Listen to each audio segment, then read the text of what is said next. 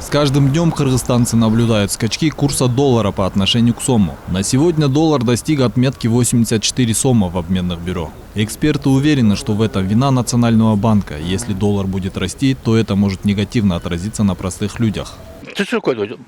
Положи 150, снижай снизу. В крайнем случае, собери банки все в руках, как говорится, Национального банка. Он регулирует, единственный государственный орган.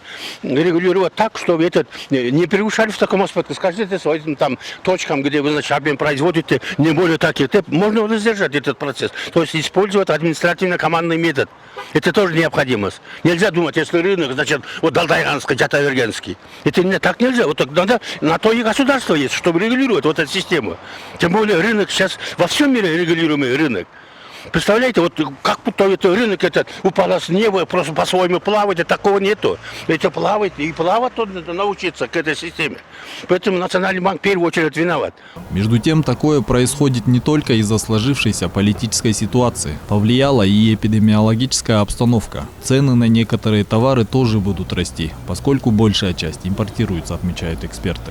Я думаю, что в нашей стране уже несколько лет существует программа дедолларизации, которая не работает так, как нужно.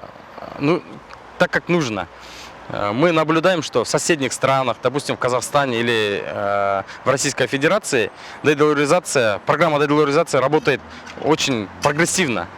А у нас она с каждым годом, я думаю, что слабеет и слабеет, потому что мы можем наблюдать даже за 1 квадратный метр жилищного помещения, либо жилья, мы оцениваем там $800 или там $700, ну, среднестатистически. Мы же не оцениваем это в национальной валюте, там, допустим, 57 тысяч сомов или 60 тысяч сомов. Эта тенденция является мировой. Рост доллара произошел из-за сезонного фактора и возобновления деловой активности, сообщили в Нацбанке Кыргызской Республики. В условиях плавающего обменного курса колебания являются закономерным явлением и связаны с рыночной конъюнктурой. Спрос и предложение валюты являются теми самыми рыночными силами, которые двигают курс в ту или иную сторону.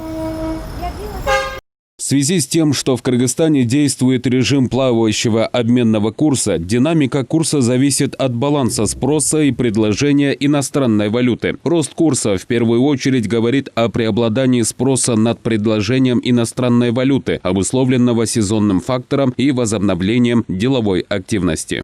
Напомним, что доллар подорожал на прошлой неделе. Национальному банку пришлось провести интервенцию, продав рекордные почти 42,5 миллиона долларов. Это самая крупная интервенция за последние полгода, но накануне доллар вновь начал расти. Национальный банк при этом пока не выходил на валютный рынок с интервенциями.